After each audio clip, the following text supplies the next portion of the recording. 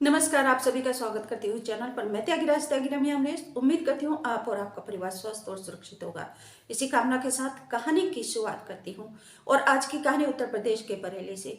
बरेली में 3 सिपाहियों समेत 4 लोगों को 50-50 हजार जुर्माने के साथ साथ 10-10 साल की कैद की सजा सुनाई गई है। आखिर जुर्माना और सजा किस अपराध के लिए सुनाया गया है और दिया गया है, पूरी कहानी आपको सुनाती हूँ। बस आपसे निवेदन करती हूँ, प्लीज जल्दी से चैनल को सब्सक्राइब कर लीजिए। घंटी दिखाई दे रही है, इसको दबाकर ऑल पर सेलेक्ट कर लीजिए। मेरे फैमिली मेंबर बन जाइए। मेरे जीवन की हर खुशी सिर्फ आपसे। नवंबर 2010 की बात है। शाम के लगभग 5 बजे हुए थे कि एसपी ट्रैफिक कल्पना सक्सेना को एक फोन जाता है। एसपी ट्रैफिक को सूचना मिलती है कि शाहजहांपुर रोड पर दिल्ली लखनऊ नेशनल हाईवे पर मजार के पास कुछ सिपाही ट्रकों से अवैध वसूली कर रहे हैं। लंबा जाम लगा हुआ है। एसपी ट्रैफिक कल्पना सक्सेना मौके पर पहुंचती है तो वे देखती हैं कि ट्रकों की एक लंबी लाइन खड़ी हुई है। उन्होंने अपनी गाड़ी को ट्रकों की आड़ में खड़ा कर दिया और वे पैदल ही चलकर सिपाहियों की गाड़ी तक पहुंची तो देखा कि एक सफेद रंग की मारुति, जिसमें 3-4 पुलिस वाले बैठे हुए हैं, एक गाड़ी चला रहा था और 3 पुलिस वाले हैं। वह गाड़ी के पास पहुंचती है तो हलचल मच जाती है।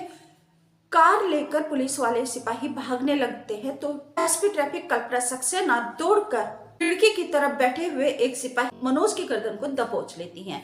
उसे नीचे उतारने का प्रयास करती हैं और दूसरे हाथ से वह कार का दरवाजा पकड़ लेती हैं। एक हाथ से कार का दरवाजा पकड़ा हुआ है और एक हाथ से सिपाही मनोज की गर्दन को उन्होंने पकड़ा हुआ है।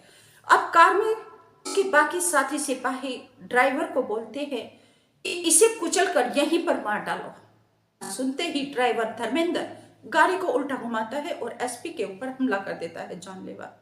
एसपी फिर भी मनोज सिपाही को नहीं छोड़ती, उसको पकड़े रखती है और इसी प्रकार से आड़ी तिरछी गाड़ी चलाते हुए धर्मेंद्र गाड़ी को दौड़ा देता है। ये तीनों चारों सिपाही गाड़ी को दौड़ा देते हैं और लगभग 200-300 मीटर तक एसपी ट्रैफिक कल्पना सक्सेना को घसीटते हुए ले जाते हैं। कल्पना सक्सेना को फिर आगे जाकर 300 मीटर दूर जाकर एसपी कल्पना सक्सेना का हाथ छुड़ाकर उसको नीचे गिरा देते हैं। कल्पना सक्सेना को घसीटते हुए और कार से नीचे गिराते हुए उनको गंभीर चोटें लगी थी। प्रत्यक्षदर्शियों ने एसपी कल्पना सक्सेना को उठाया, हॉस्पिटल में एडमिट कराया और बरेली के कैंट थाने में इस घटना की एफआईआर दर्ज करवाई। कल्पना सक्सेना लगभग 13-14 साल तक यह केस चला। 13-14 साल के बाद अब इस केस में निर्णय आया है, फैसला आया है सोमवार 24 फरवरी 2025 को। भ्रष्टाचार निवारण कोर्ट ने फैसले में दोषी सिपाहियों को 50-50 हजार का जुर्माना और 10-10 साल की कैद की सजा सुनाई है। सजा को दिलवाने में महत्वपूर्ण भूमिका निभाई है मजबूत पक्षों ने। आयोजन पक्ष के मनोज कुमार वाजपेयी ने 14 गवाहों की गवाही पेश की और पुलिस ने भी एक मजबूत साक्ष्य पेश किए, मजबूत विवेचना की। सबके आधार पर एंटी करप्शन कोर्ट के स्पेशल जज सुरेश कुमार गुप्ता ने सजा सुनाई है 3 सिपाहियों समेत 4 आरोपियों को, जिनमें सिपाही मनोज जो मुरादाबाद के रहने वाला है और सिपाही रविंदर और राविंदर जो कि फरुखाबाद के रहने वाले हैं और धर्मेंद्र जो कि रविंदर का ही भाई है। 3 सिपाही थे और इन्होंने धर्मेंद्र एक गुंडागर्दी का काम करता है और धर्मेंद्र को उसके भाई सिपाही रविंदर ने ही बुलाया था ट्रकों से वसूली करने के लिए। तो ये 2 सगे भाई हैं और इनके पिता मेघनाथ भी एक हिस्ट्री शीटर थे, गैंगस्टर थे, जिनके ऊपर लगभग 1 दर्जन के करीब आपराधिक मुकदमे दर्ज थे और 3-4 गंभीर मुकदमे दर्ज थे उनके ऊपर। धर्मेंद्र के पिता एनकाउंटर में मारे गए थे पुलिस के साथ। पुलिस ने 1982 में एक एनकाउंटर किया था मेघनाथ का, जिसमें उसकी मौत हो गई थी, उसको ढेर कर दिया था एनकाउंटर में।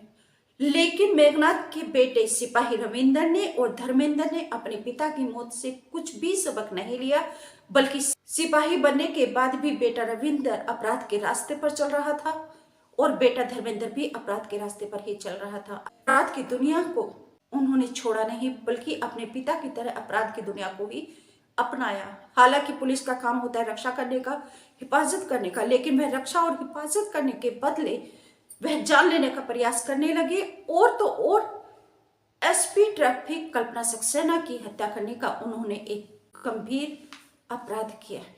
14 साल तक चले इस मुकदमे में आखिरकार जीत एसपी ट्रैफिक कल्पना सक्सेना की हुई। वह ना डरी ना घबराई और ना ही उन्होंने अपनी सेवा को छोड़ा। वह लगातार अपनी सेवा जारी रखे हुए और कानूनी लड़ाई लड़ती रही इंसाफ के लिए।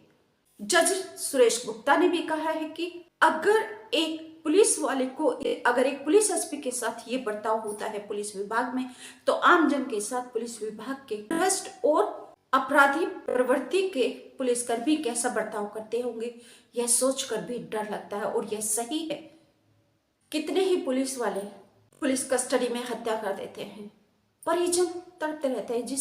जिसका जीता जागता उदाहरण है रामचंद्र मौर्य की मौत, और जिसका जीता जागता उदाहरण है सूरज कुमार की हत्या। हिमाचल प्रदेश में गुड़िया केस में सूरज कुमार की हत्या, जिसमें आईजी और डीएसपी समेत 8 पुलिस वालों को उम्र कैद की सजा सुनाई गई है। तो पुलिस अपनी मनमानी करती है, लेकिन यहाँ तो सरेआम पब्लिक के सामने एसपी कल्पना सक्सेना की हत्या करने का प्रयास किया, और पुलिस के बाकी तीनों चारों सिपाहियों ने पूरे जोर शोर से कहा कि इसको कुचल कर मार डालो एसपी को। तो ये कैसी पुलिस है? डर लगता है ऐसी पुलिस से। और आप सभी से मैं निवेदन करती हूँ कि प्लीज अपनी रक्षा सुरक्षा स्वयं पुख्ता कीजिए। हालांकि पुलिस